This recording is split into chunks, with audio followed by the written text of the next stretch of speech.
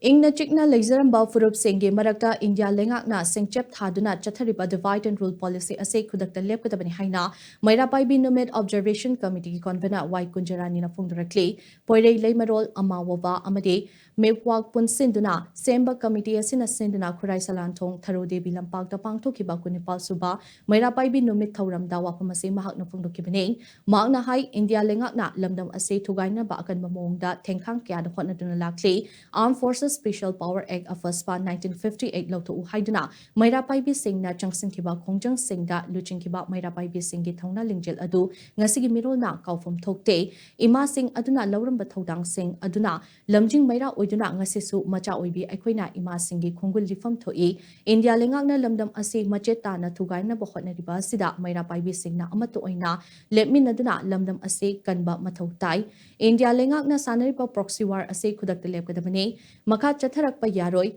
Maihoro the Gate Nuksi Chanana Lenamba, Ching Tamgi Mari Ase Tugaina Bohotna Riba India Ge Aronba Esanda Ase, Kudak the Lepkadabane, Micham Yam Nakpi Sen Bigani Haiduna Lakpa Central Forcing Asisu Matong Masak Kandrabanina, Manipur Taduk Lakachat Bikro, Lamdam Asida Leminariba Yellow Furup Sing Amato Oina Punshinduna, Aikoigi Yeknaba Kanano Haibudu Kangdukuna, Tengnamina Bamatam Yore, Manipur Mutan Bahotna Riba Safu Kudingmak Aikoi Amato Ina Tengaminarase Haina Mahakna Haiki, Ngasiki Tharum Adda Poire Lemerol Meira Paibi Apunba Manipur Ki President S. Memcha, DM College of Arts Ki former Principal Dr. C.H. Silaramane, Meira Paibi Welfare Association Kanglaipa Ki President R. Koireng na Atobimutung Lensing Oina,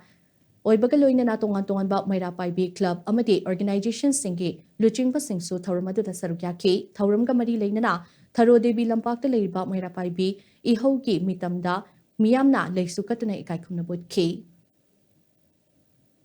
Zing tam tinaba yadana ba khonarak libasi khudak da lepkadabani aikhoi bunga pi sembigani haidana thara iba sipai singje athuba matam da lokthokadabani go back